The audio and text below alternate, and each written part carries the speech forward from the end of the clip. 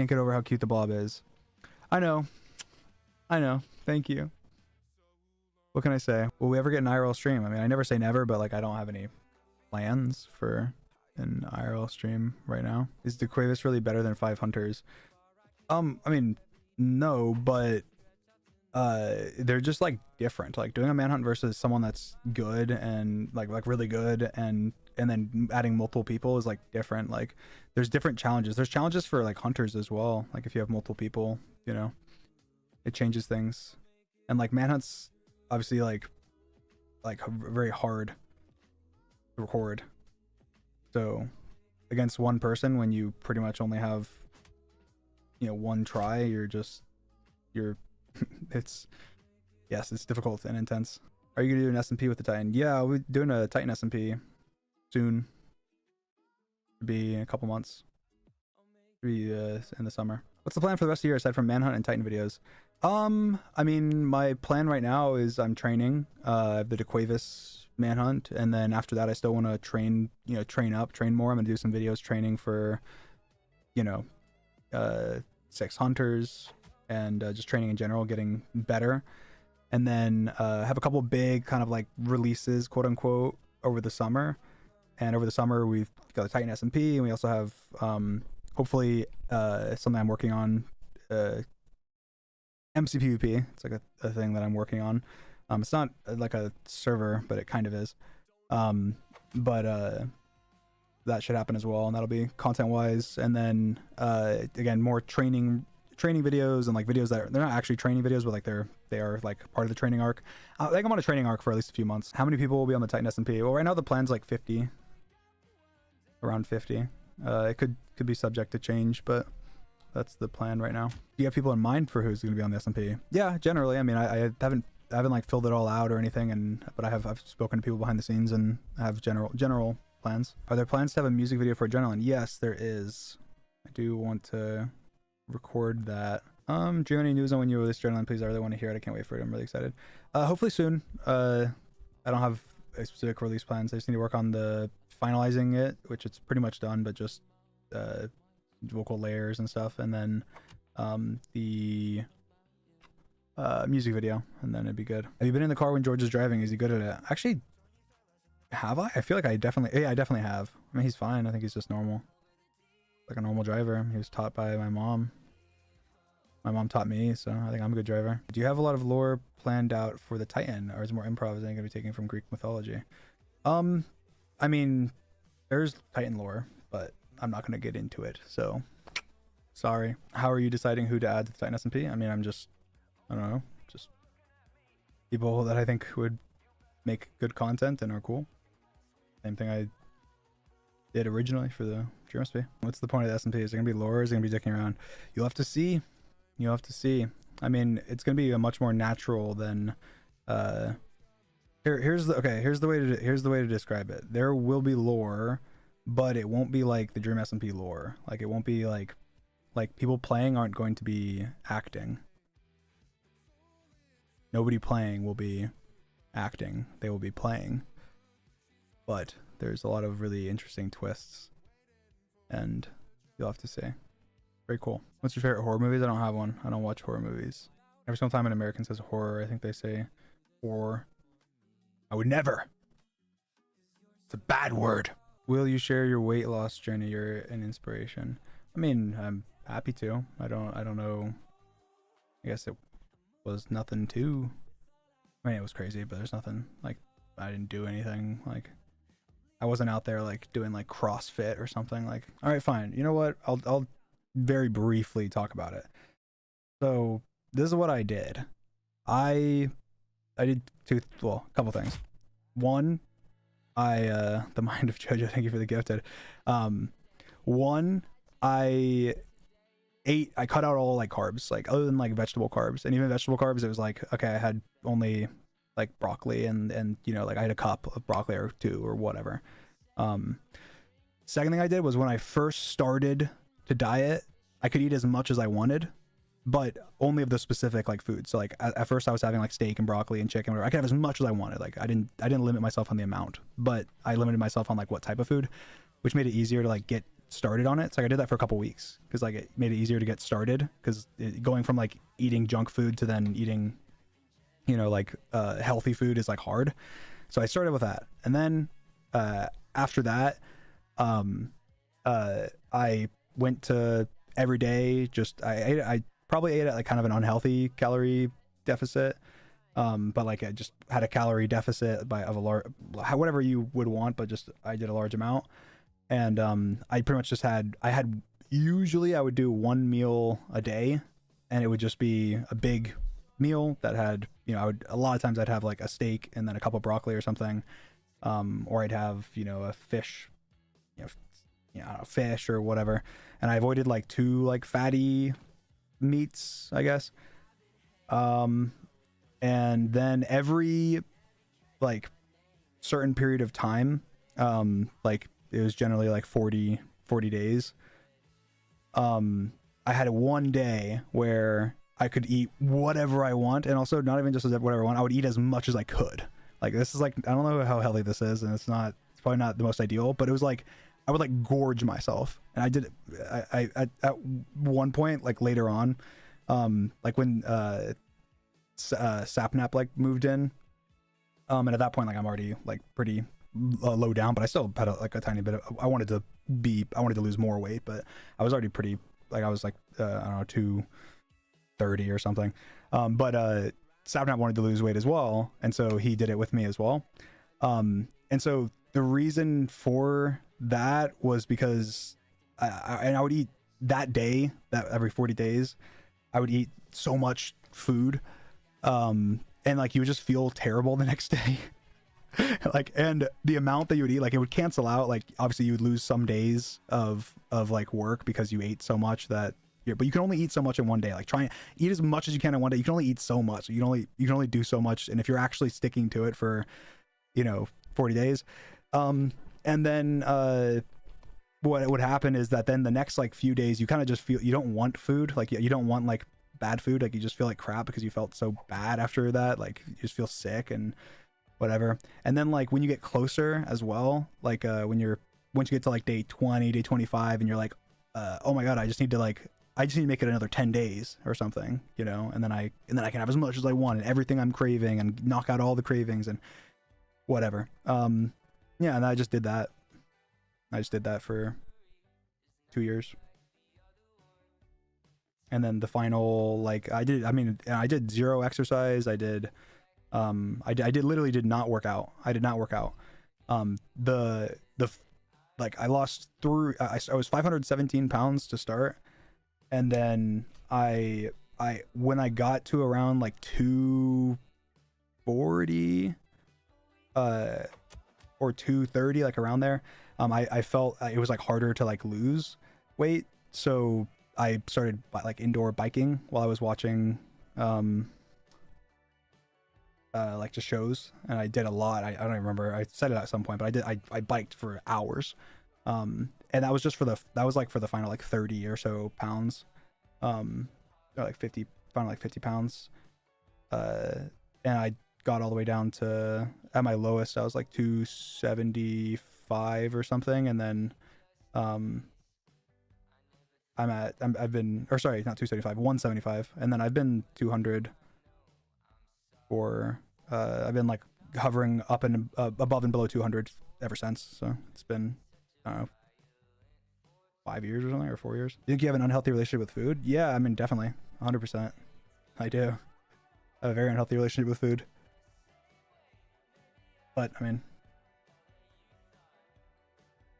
I'm good now, so I still have an unhealthy relationship with food, but like I'm good at controlling it. As I remember, you have said that you became popular in the last minute. So what were you about to do if YouTube didn't work out?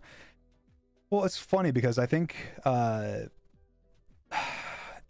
think I would have just done something else, and I probably would have eventually made it work with YouTube.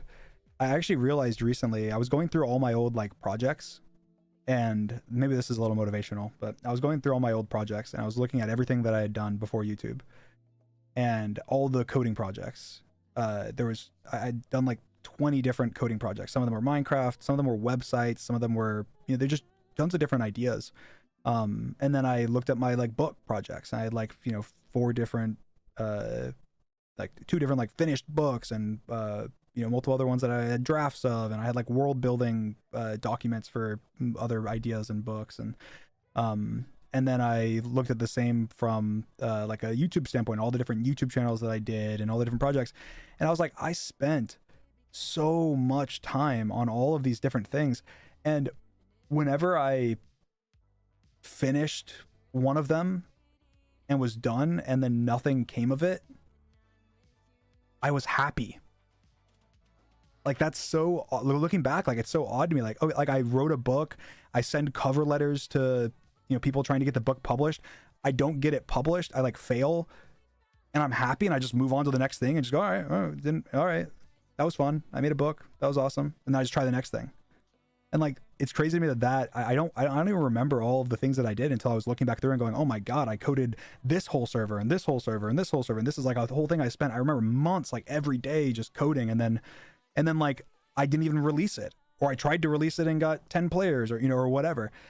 And it's such a weird thing looking back, because like I would think like I would have been sad, or I would have been like, oh my God, like I suck. I tried to get a book published and they ignored me, and it never got published. And it's like, and that's the same thing with like other stuff as well. Like, oh, I made these YouTube channels, and I mean, like, yeah, a couple of them had a couple hundred views or whatever, and I was happy. I was like, that's awesome. A couple hundred people like liked it. So I think that anyway, to answer that question, like, I feel like I would have figured it out eventually.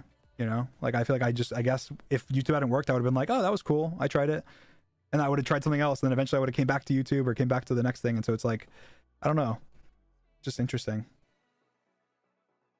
I feel like it's interesting how positive, I guess, my mindset was. I didn't even realize it. Maybe since your job relies on it now, you pay attention to numbers. But I mean, like, I do, but like I still like don't. Like, I do from like a strategic standpoint, but like when I'm just looking at, like, I don't know, numbers, I don't know. Like, I mean, I went like inactive for like a year, and it didn't like affect me like mentally. Like, I wasn't like, oh my God, like my numbers are down. Like, I just was like, all right, I'm to post again and get my numbers up, but like not in like a, I don't know.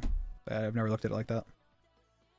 I think it's a really unhealthy mindset to look at every single, video and views and analytics and be like, and be comparing so often. Like, I feel like you should compare the quality of the content, and like base the quality of the content based on your opinion and like your friends and family's opinion of like the quality of the content, not like just the number of views. There can be like awesome videos that have, get no views because they don't just get discovered, so I feel like it's just like, I don't know, I judge my videos by how I like them and how I feel about them, and not by the number of views. Well, that's not entirely true. It definitely contributes. Like, I will like a video more if it has more views, because that means that it's more likely more people enjoyed it. But at the same time, I'm also just learning. Basically, if I think the video is good, then I'm trying to learn why it didn't perform as well as it could have.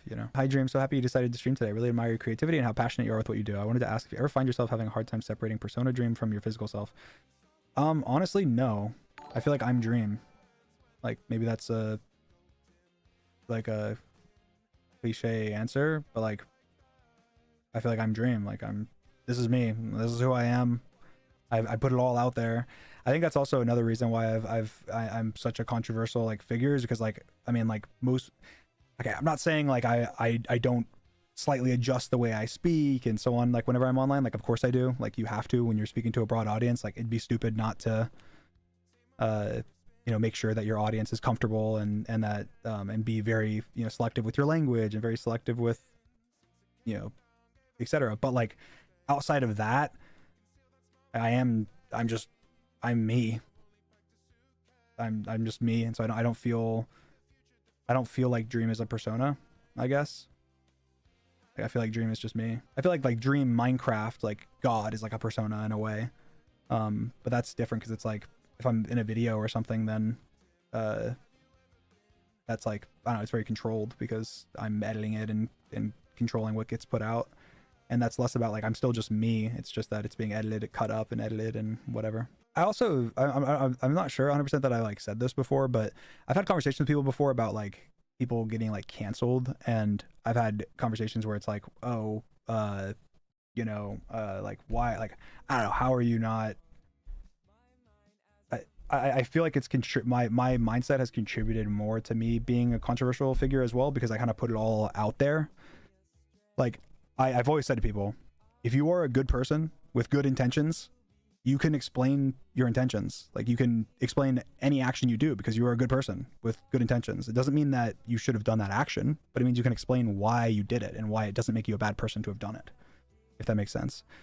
And so that's what that's the advice I pretty much give anybody that ever asks me for advice on getting canceled or having people criticize them for something. I'm like, well, you know, are you a good person?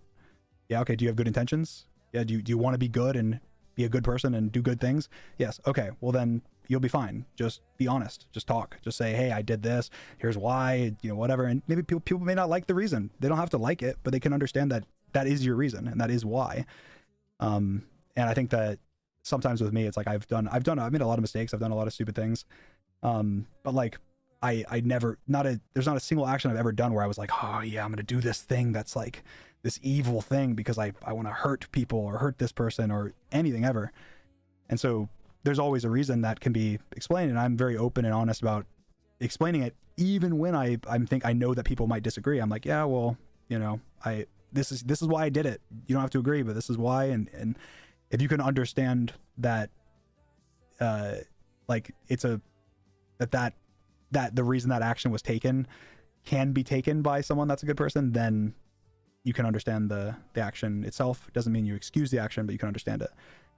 Anyway, I think that's an important thing because, that's something that I've always kind of striven to do, is they not shy away from talking about, you know, controversial things, which has gotten me in more controversy because like, why are you always talking about drama? Well, I mean, like most people just like literally if they get in a drama, the majority of creators they get in a drama, they just ignore it. Literally just ignore it. Never talk about it, never do whatever. And you're like, and I get advice from people all the time telling me to do that as well. And it's like, I think sometimes that's appropriate, but I think a lot of times it's like, I don't want to. I want to tell my audience. I want to tell, even if it's that those 100 people that are upset at me for that thing, I usually want to comment on it. Sometimes it can just be, hey guys, I disagree with you. Screw off. And that's fine. And those 100 people are not going to be happy about it. Maybe even more people will be mad, but it's like, if that's the truth, that's the truth. Right. So, and yeah, of course, getting famous fat quickly definitely impacted it because it was hard. Adjustment period. I had to learn a lot very quickly. Back in the day, you said people can use any pronouns on you. Is that still true? Do you have any prefer more than others? I mean, yeah, I prefer he, him, but like when I say I don't mind people use any pronouns on me, it's like, I think I said before, but like so I feel like to me, I know to some people it matters a lot. To me, it doesn't matter personally to me, right? Like for myself.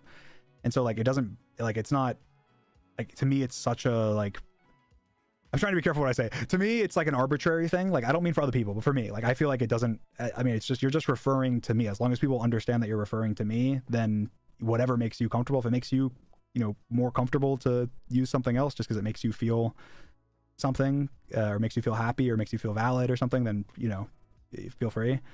But I am more comfortable. I personally myself would use he, him. And if anyone was talking about me, I would assume they would use he, him because it would make the most sense given my like identity. But I don't, like, I have nothing against somebody saying something else. And if I, you know, see it, it's not gonna make me uncomfortable or make me think that person is weird or something. Like, I think that it's perfectly fine. If that makes sense. So that's kind of my stance. Are you okay with being called girl, like in a joke? Yeah, of course. Of course, girl. Did you enjoy playing your character for the Dream SMP? Yeah, I thought it was fun. I thought I had a fun time. Kind of like voice acting in a way, and like, that's fun. I love pushing myself, trying new things. Would you ever do real voice acting? Sure. Send me a contract. Company hits me up. I'll do it. I think it's fun. I think I'm a good voice actor. You think you're ready for the manhunt against the Cuevas? I mean, I think, like, if you mean, do you think I could win if we played it today? Yeah, but do you think I'm ready? No, but I think I'll probably never really be ready. Like, I'll always want to have more practice and more time, so. Okay, honest opinion. Why did you lose in the skill battle? I mean, I think I primarily lost because we tied in water drop, if I'm being honest. Because, like, I knew the skills, right? And I knew which ones, like, I figured I was better than him in. And I was pretty confident I would win because I thought I was better in like 7 of them, you know? And just unfortunately I thought, you know, there'd be a chance I'd maybe lose one of those that I you know was worse at or that I thought I was better at. Like speed bridging, I lost, but I thought maybe I'd lose. I thought I'd drop one, one of the other challenges, but I thought maybe I could pick up one of the other ones. But yeah, we tied on water drop, and so I kind of threw off my, because I lost one that I thought I would win, and then I tied one that I thought I would win, so I was 1.5 points like less than I thought I would have, and then we didn't even get to do the last one, speed running, which I would have won, which would give me another point. So I mean, he won 5 point. He would have won 5.5 to 4.5, and so if I won water drop, then it's a tie. And if it's a tie, then I win, because that's what we agreed to. The winner of the PvP, if it's a tie in skills, wins. So why are you allowed to hit each other in the bridge duel? It's because like to get to the other side, so you're just allowed to punch and hit, and it just makes it more interesting, I guess. Appreciate you guys. Thank you guys. Love you guys. See you guys soon. I don't know how often I'm doing these, at least once a month, but maybe more often. We will see. Thank you guys. Bye.